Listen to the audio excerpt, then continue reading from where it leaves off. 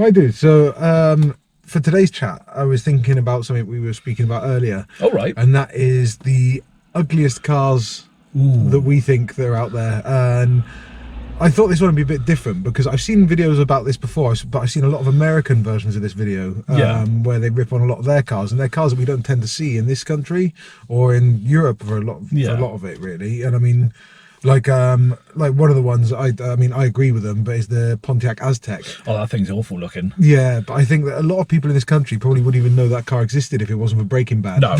So oh no, I don't think there's any over here, are there? No, that's it. So I mean, there's cars like that, but a lot of the cars that they rip on are cars that we haven't really seen unless you actually watch those videos to see that say that they're really ugly. Yeah. So I thought an English version of that would be quite a good sort of a good version of that video that's a bit different sort of thing, really. Yeah, because you don't see many videos of British or European models. No, that's it. And the thing is, we have got quite a fair share of ugly cars in this country, if you don't already know. Yeah.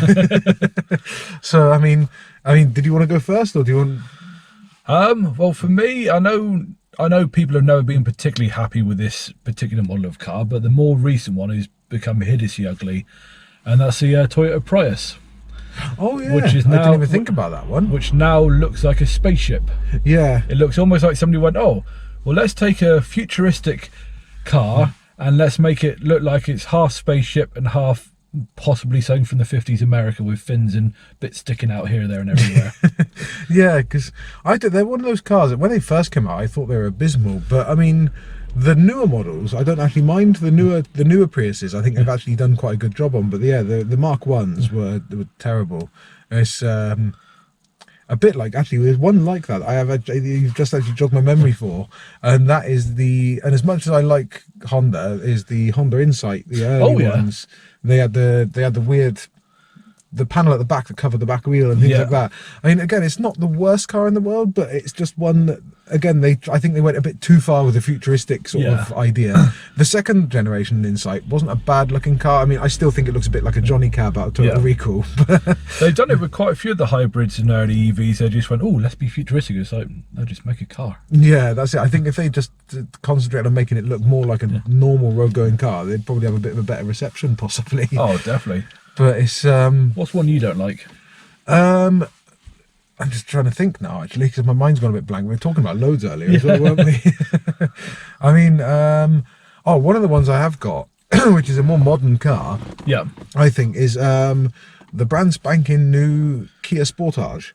Yes. Because the new Kia range, I don't know what they've done with all the weird triangular lights and the grills and things like that. And I mean, don't get me wrong, the previous Sportage, I really liked the last shape they did, like 2012-ish, 2015-ish.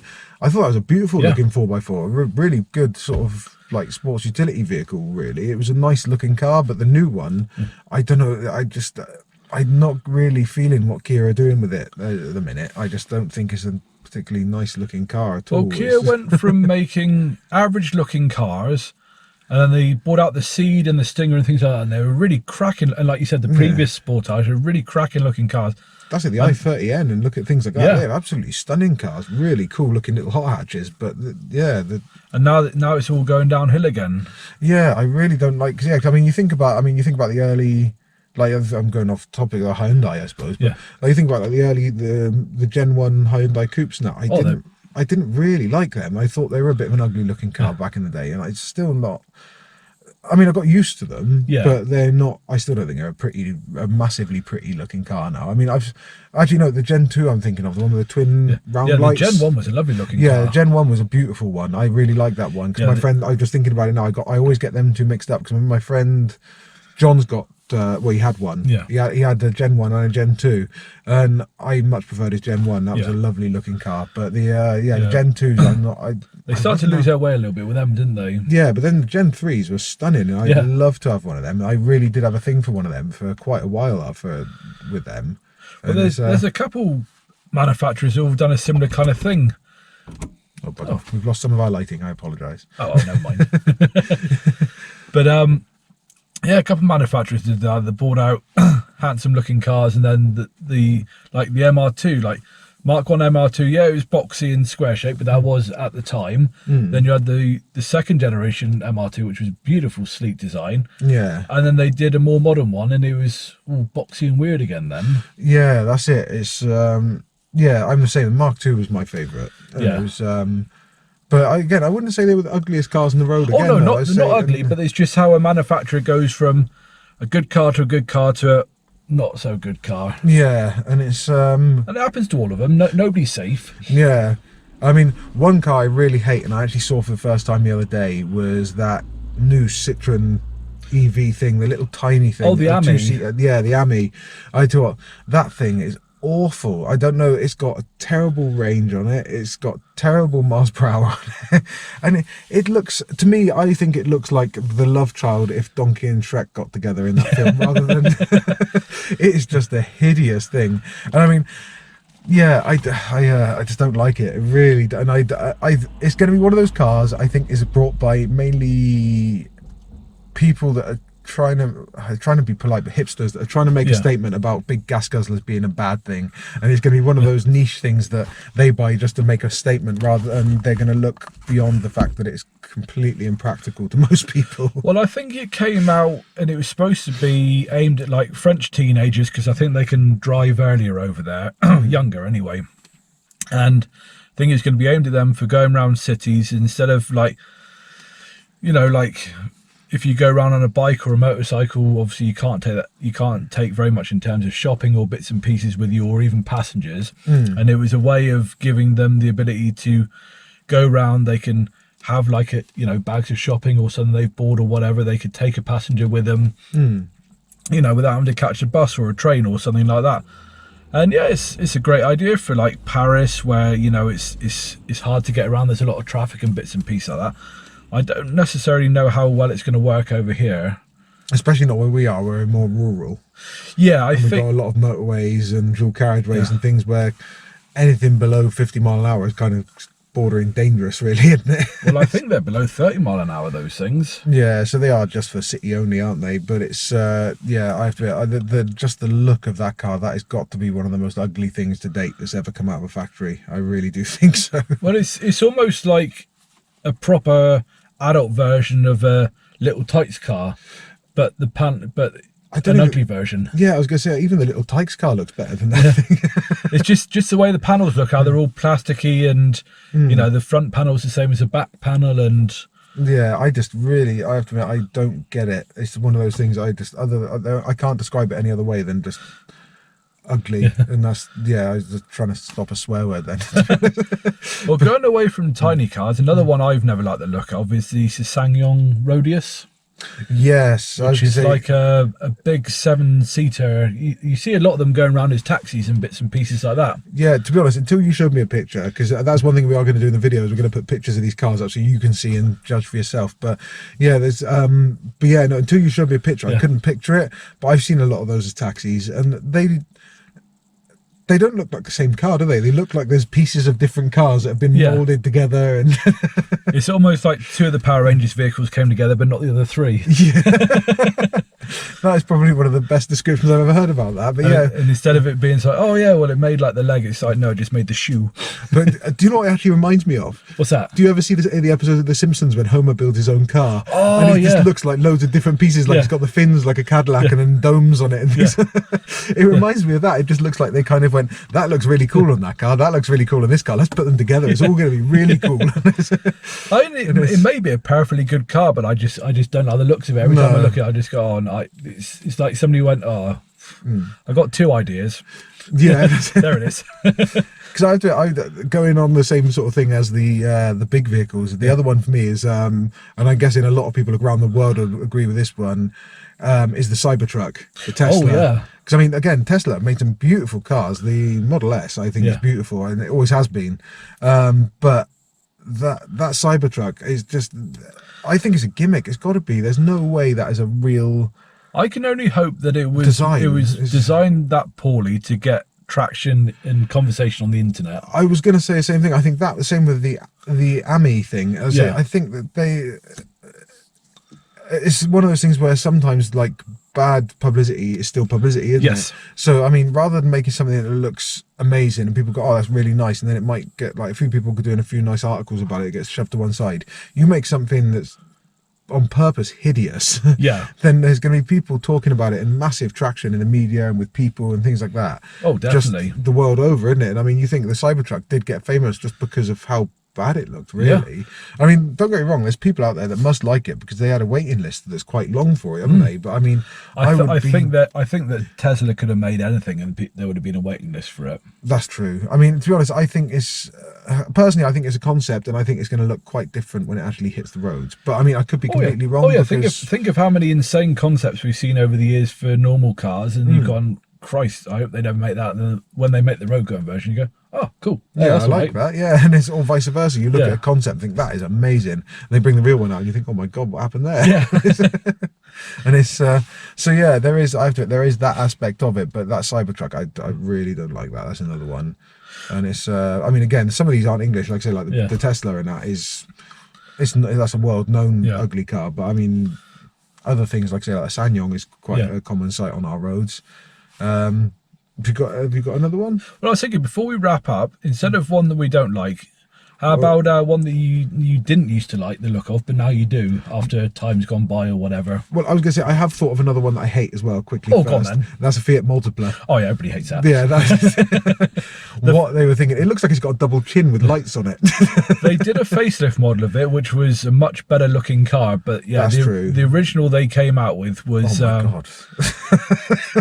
It was hard to take. Yeah, it really was. I mean, did you see the episode of Top Gear where they made one for older people? That's and they right. made it out of Multipla. I think what they did to that made it look better. Yeah. But again, with that car, I really think that you could do quite a lot to it without making it look worse. And then another one for me as well, I'm probably going to get some hate for this, is the Renault Megane with that stupid arse piece on it. Oh, with the Groove Armada music on the advert. Yeah, that one for me. The front of it was a beautiful looking car. And I think they did really well with that. And it seemed like they got to the back, the boot went straight to an arse sticking out. It was like they just couldn't be arsed. It was like it was a Friday evening when they got to the sort of midway point and just went, oh, you know what?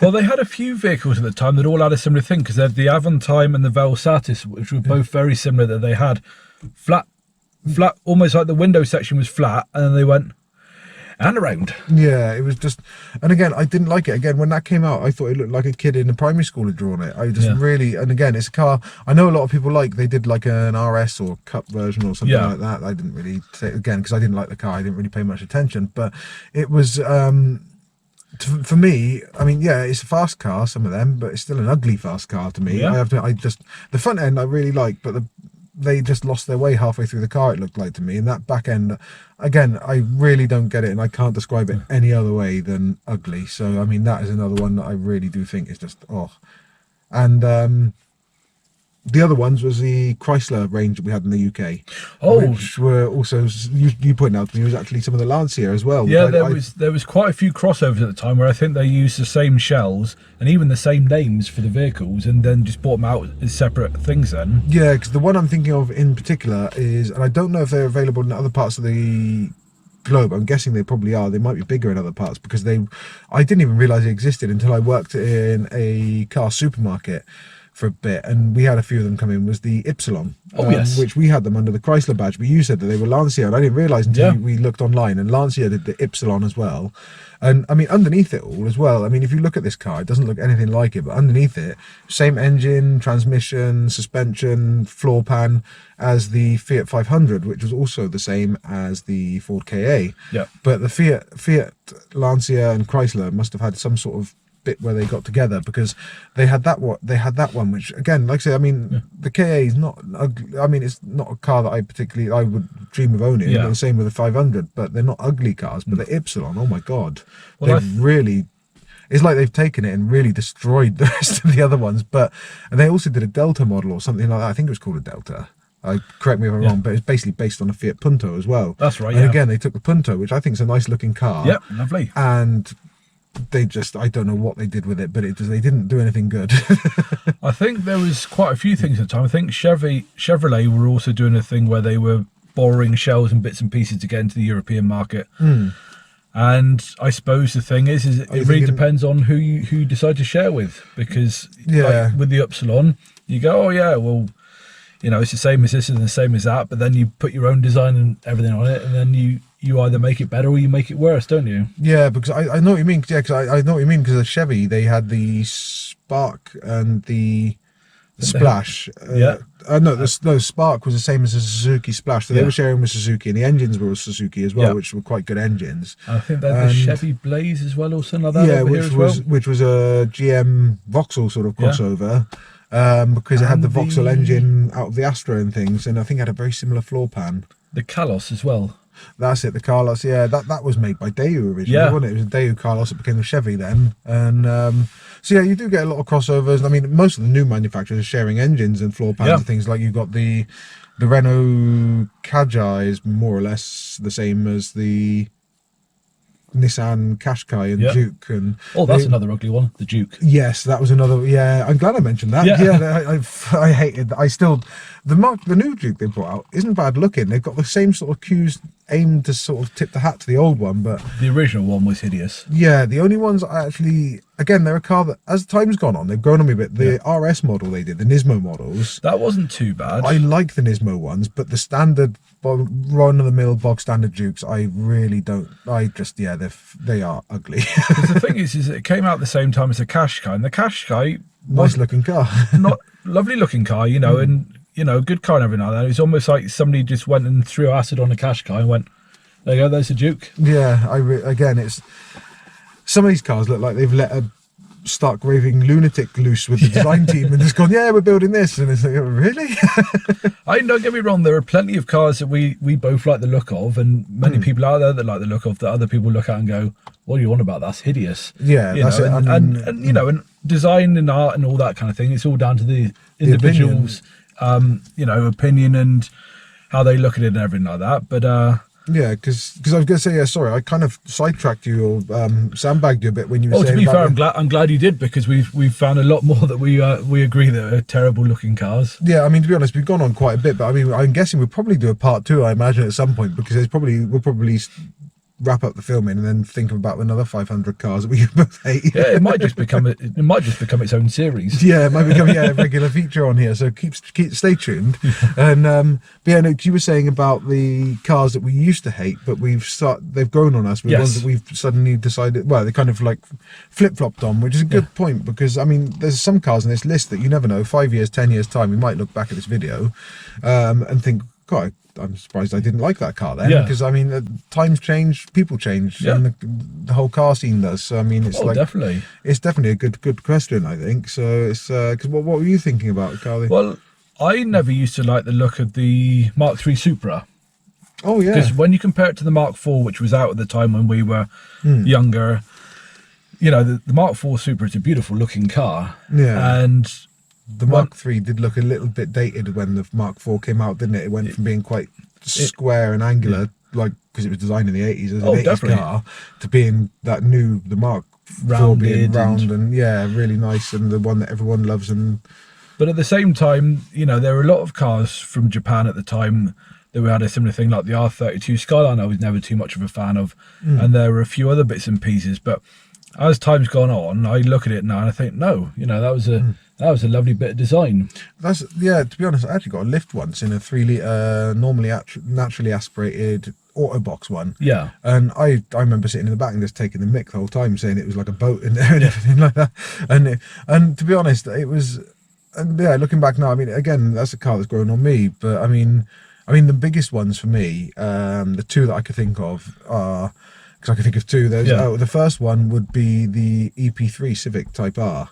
Oh, right. Because when they brought out the EP series, you had the EK and the G before. Yeah. And those ones I loved. And then when the EP came out, I thought, oh my God, what have they done? They've destroyed the Civic. And I really did. I genuinely thought that back then. Yeah. And I didn't like the gear stick being up on the dash and things like that. And I just thought, oh my God, what have they done? But I mean, it's one of those cars. I mean, I had a go in one, and the performance always impressed me. I love that VTEC engine. The K20 is lovely. It's one of my favorite engines. Yeah. Definitely one of my favorite four bangers.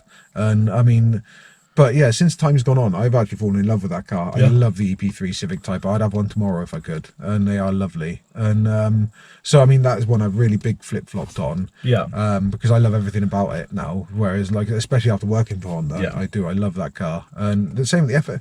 But Honda, I've noticed Honda are one of those companies that do that to me. They'll bring out a new car and I'll look at it and go, I don't know, and then give it a few years, and then it's like, yeah, I like that, and it's kind of like one of those, they age really well. Yeah.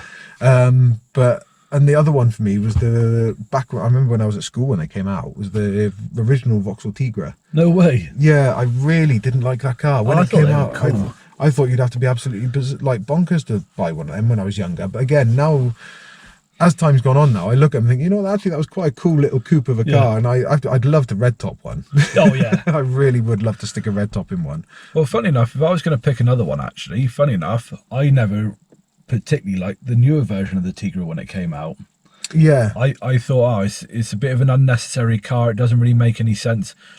Mainly because it only came out as, I think it only came out as a cabriolet soft top, didn't it? It did, yeah. Because I still kind of think that a little bit. Whereas the original was always a hard top one, but yeah, they've grown on me over the years. I've looked at them now and I've gone, yeah, actually that's how Vauxhalls looked at the time. You know, they actually make sense. I like that. I have to admit, I still don't really like the Tigra as a car, but I don't think it's an ugly car. The back end I wasn't fond on, the way it kind of slopes. Yeah. But one thing I have seen someone do, and I actually have to admit, I did like it. And it said, and it was actually titled, it was online, it titled what the Tigra should have been, and somebody had taken a Corsa C and changed the front end out for a Tigra front end, because the part of it was based on the Corsa C. And I tell you what, with the Corsa hardtop 3-door on it, but with the Tigra front end, it looked cool as hell. Oh, I'll have to look for that. I've seen someone do it with the combo van as well. Yeah. With the combo van that came with the Corsa C front end, I've seen one of them where somebody's actually done exactly the same thing. Yeah. It looked really cool. And, excuse the noise. But I mean, I have to admit, the Tigra, I don't think it's an ugly car, but I just don't like it because of what it is really. More, it's like 2-seater convertible. For someone like me who's got a family, and I like my big cruisers, personally for me, I just don't like the type of car it is really. Same as like Mitsubishi Colt when they did those cabriolet things, I didn't like them either. I was just like, meh. But again, it wasn't because it was a particularly ugly car. It's I didn't like the type of car it is. I just got no interest in them. Same as I suppose I got interested in like a lot of things really. I suppose crocheting.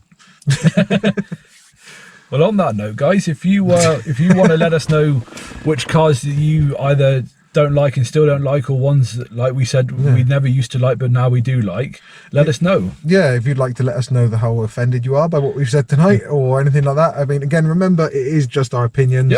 We're doing this for a bit of fun. We're not laying it out as this is gospel and that car is... We're not certifying that car is ugly and you have to, or that even if it's a bad car, we just don't like the look of them. Yeah, that's it. We're just saying this. Yeah, that's all we're saying. If you don't like the look, we're not saying that these cars are evil, they're wrong, or anything like that. If you like them, you love them, good on you. That's what the car scene's all about. If we all like the same thing, it'd be an incredibly boring street when you parked up on it, wouldn't it? Oh, definitely. So it is what it is. But yeah, if we have made your blood boil, though, let us know in the comments. Let us know why. Yeah.